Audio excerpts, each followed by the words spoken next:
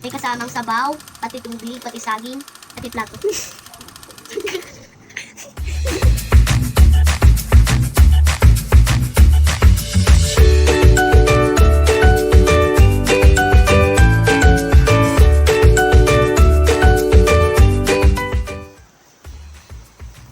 Hello po, teacher po. Ako po si Brandon Davis Ayantido.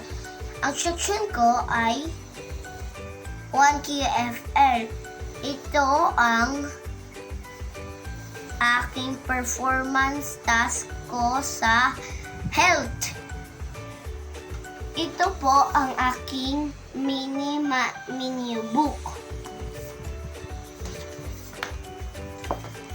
Ang pagkain ko sa almusal ay chicken nuggets, itlog, at gatas pati cereals.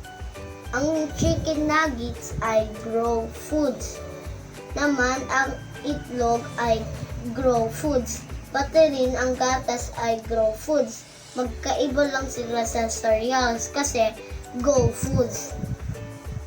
Ngayon, tanghalian na. Ang kakainin ko muna ay kanin, tapos karne, tas mangga, tas tubig. Iinom lang ako ng tubig. Tapos ito go foods yung kanin. Yung karne ay grow foods. Pati ang prutas ay diba? Ang prutas may mangga, pero grow foods. Ngayon, merienda na. Kakain naman ako ng sandwich, pati orange, pati iinom ako ng juice. Ang sandwich ay go foods. Ang orange ay go foods. Ngayon, hapunan na. Gabi na.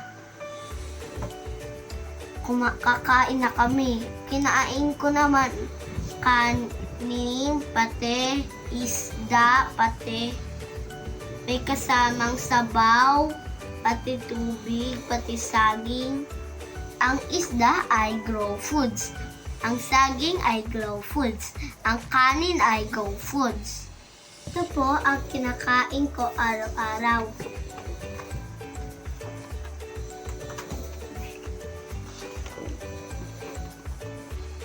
Ayun lang po, teacher.